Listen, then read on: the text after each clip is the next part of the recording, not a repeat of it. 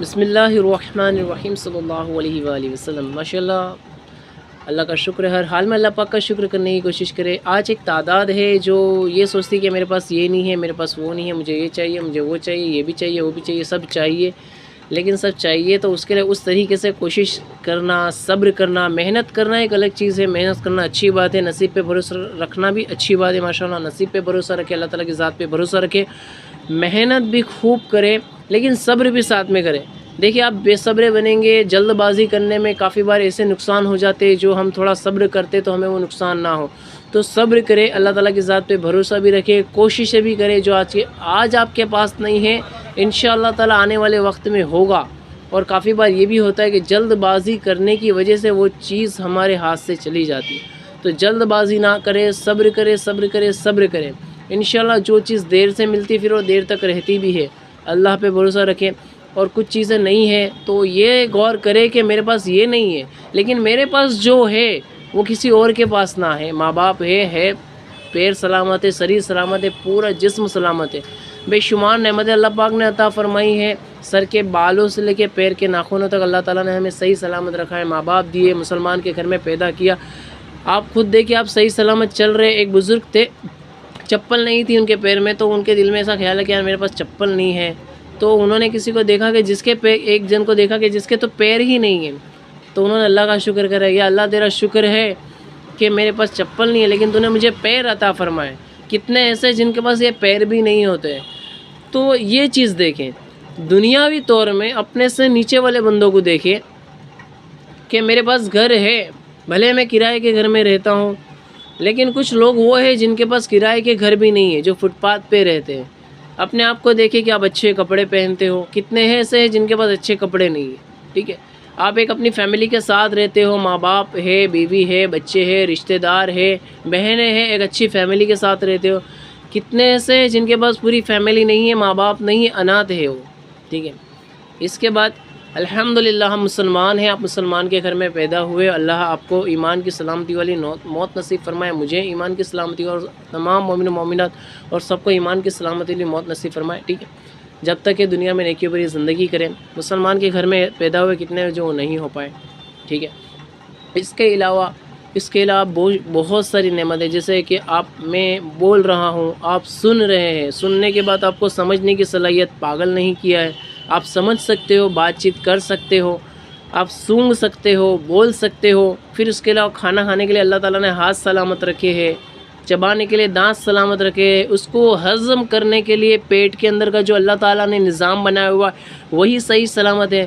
پھر اس کے بعد جو گندگی ہمارے جسم کے ایک حصے سے نکلتی ہے، اس حصے کو وہ نکلنا بھی ایک بہت بڑی نعمت ہے اللہ کی۔ اس کے جو صحیح چیزیں ہمارے شریر کے اندر ڈیولپمنٹ ہوتی ہے وہ ایک اچھی چیز ہے۔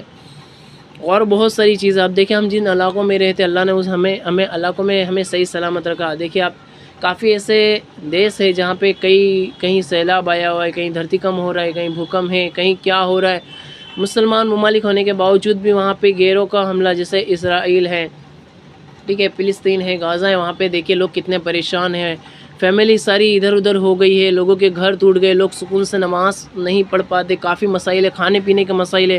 آپ 2-3 وقت کا کھانا کھا رہے ہو، آپ اپنے گھر میں سکون سے رہ رہے ہو، نمازوں کی پابندی کرو، آپ مسجدوں میں جا رہے ہو تو آپ کو سکون سے نماز پڑھنے کے لیے مل رہا ہے، جن راستوں سے جا رہے ہو تو آپ اطمینان و سکون سے بے خوف ہو کے جا پا رہے ہو، بازاروں میں سامان لینے جا رہے ہیں آپ جا پا رہے ہو، آپ کام پہ گئے ہو، آپ کے گھر کی بہنیں ہیں، ماں بہنیں ہیں، بیوی ہو، گھر پہ پرسکون رہ رہی ہے، ٹھیک ہے۔ آپ کے بچے ہیں، مدرسوں میں تعلیمات حاصل کر رہے ہیں، ٹھیک ہے۔ اور بھی بہت ساری نعمتیں ہیں۔ اسی طریقے سے آپ غور کرتے چلے جائیں گے تو آپ کو سورہ رحمان پڑھیں گے تو آپ کو پتہ چلے گا کہ تم اپنے رب کی کن کن نعمتوں کو جھٹلاؤ گے، تم اپنے رب کی کن کن نعمتوں کا شکر ادا کرو گے۔ اسی طریقے سے آپ دیکھو گے تو اللہ نے بہت نعمتیں عطا فرمائی ہیں۔ دنیاوی طور میں اپنے سے نیچے والوں کو دیکھیں، ٹھیک ہے، اپنے سے نیچے والوں کو ہمیشہ یہ کان کھول کر کے سن لے، اللہ تعالیٰ کی رضا کے لیے بری بات لگے کہ یار صوفی بھائی غلط بول رہے ہو تو میری اصلاح فرما دے، مجھے سمجھا دے، ٹھیک ہے، میں آپ کو ڈانٹوں گا نہیں، بولوں گا نہیں، اگر آپ میرے سے کچھ غلطی ہوئی تو آپ مجھے سمجھاؤ گے تو میں آپ کی بات سنوں گا، سمجھوں گا، ٹھیک ہے۔ ہمیشہ اس بات کو بھی غور کرے، ہمیشہ اپنے آپ کو صحیح نہ سمجھے۔ یہ اپنے دماغ کے اندر جو بات گھسی ہوئی ہے اس کو نکال دے، باہر پھینک دے کہ میں جو کہہ رہا ہوں وہی صحیح ہے، یہ بات غلط ہے، ایسا نہیں ہونا چاہیے، ٹھیک ہے۔ ہر انسان کو یہ سوچنا چاہیے کہ میں جو کہہ رہا ہوں کیا وہ صحیح ہے، اگر کچھ غلطی ہو تو مجھ سے جو بڑے ہیں اگر وہ مجھے سمجھائیں گے تو میں سمجھوں گا، اس کے اندر میں اپنی اصلاح کر لوں گا، ٹھیک ہے۔ ہمیشہ اپنے آپ کو صحیح سمجھنا بھی ایک غلط بات ہے، ٹھیک ہے۔ ہر انسان سے غلطی ہوتی ہے، نالج کی کمی کی وجہ سے غلطی ہوتی ہے، علم کی کمی کی وجہ سے غلطی ہوتی ہے، ٹھیک ہے۔ نہیں سمجھ میں آ رہا ہے، کوئی بڑا سمجھا رہا ہے تو اس سے سمجھے، اپنے سے علم میں کوئی بڑا ہے، عمر میں چھوٹا ہے لیکن علم میں بڑا ہے، تو اگر وہ سمجھا رہا ہے تو اس کی بات کو سمجھنے کی کوشش کریں، ٹھیک ہے۔ ایک بات یہ ہو گئی کہ دنیاوی طور پہ اپنے سے نیچے والوں کو دیکھیں، اگر آپ نوکری کر رہے ہیں تو اس کو دیکھیں جس کے پاس نوکری نہیں ہے، آپ کاروبار کر رہے ہیں تو اس کو دیکھیں کہ جو نوکری کر رہا ہے، ٹھیک ہے۔ آپ کاروبار کر رہے ہیں، آپ کی چھوٹی دکان ہے تو یہ دیکھیں کہ جس کی چھوٹی دکان بھی نہیں ہے، جو روڈ پہ لگا کے بیچ رہا ہے اس کے کیا حال ہے، ٹھیک ہے۔ جو آپ روڈ پہ لگا رہے ہو، آپ کو ایک جگہ بیٹھنے کی مل گئی ہے، کھڑے رہنے کی مل، تو اس کو دیکھیں جو گھوم گھوم کے بیچ رہا ہے، ٹھیک ہے۔ گھوم گھوم کے بیچنے والا ہے تو وہ دیکھیں کہ نوکری کرنے والے کو دیکھیں، نوکری کرنے والا دیکھے کہ جو روڈ سائڈ جو مزدوری کر رہا ہے اس کو دیکھے، جو روزانہ روکڑی کر کے کام کر رہا ہے، کبھی کام مل رہا ہے کبھی نہیں مل رہا ہے اس کو دیکھے، ٹھیک ہے۔ اسی طریقے سے آپ ایگزامپل لیتے چلے جائیں گے تو آپ کو کافی ساری مثالیں مل جائے گی، ٹھیک ہے۔ آپ کے پاس کار ہے تو آپ ٹو ویلر والے کو دیکھیں، آپ کے پاس ٹو ویلر تو آپ سائیکل والے کو دیکھیں، سائیکل ہے تو آپ رکشہ والے کو دیکھیں کہ سائیکل بھی نہیں ہے جو رکشہ میں روزانہ کرایہ دے کے سفر کرتا ہے اس کو دیکھیں، وہ بھی نہیں ہے تو کتنے ایسے ہیں جن کے پاس کرایے کے پیسے نہیں ہوتے جو پیدل سفر کرتے ہیں اس کو دیکھیں۔ اسی طریقے سے آپ مثالیں دیکھیں گے تو آپ کو سمجھ میں آئے گا کہ یار میرے رب نے مجھے بہت عطا فرمایا، اللہ نے جس حال میں رکھا ہے اللہ کا شکر ہے، ٹھیک ہے۔ یہ ہوگا ایک دنیاوی مثال۔ اور آپ دینی طور پر اپنے سے بڑوں کو دیکھیں، ٹھیک ہے۔ دینی طور پر آپ کو حرص کرنی ہے، یہاں پہ لالچ کرنی کہ یار میرے کو یہ نہیں آتا، آپ نماز پڑھنے جا رہے، نماز پڑھنے صحیح نہیں آتی، امام صاحب سے جا کے پوچھیں، ٹھیک ہے۔ وہ عالم حافظ ہو تو دل میں ایک کڑھن ہونا چاہیے کہ یار میں عالم حافظ نہیں بن سکا، مجھے کم سے کم اتنا تو سیکھنا ہے کہ میں اپنے فرض علوم یعنی کہ جو اللہ نے مجھ پہ فرض کی ہوئی چیزیں میں اسے ادا کرنے والا بن جاؤں، ٹھیک ہے۔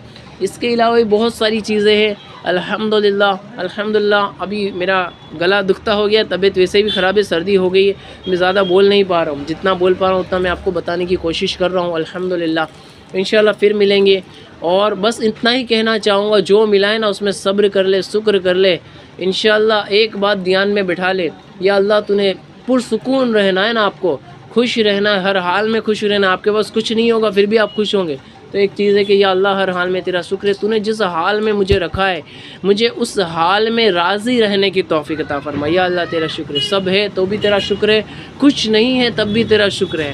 انشاءاللہ پھر ملیں گے، اپنی دعاؤں میں خاص کر کے یاد رکھیں۔ جزاک اللہ خیرہ، اللہ حافظ۔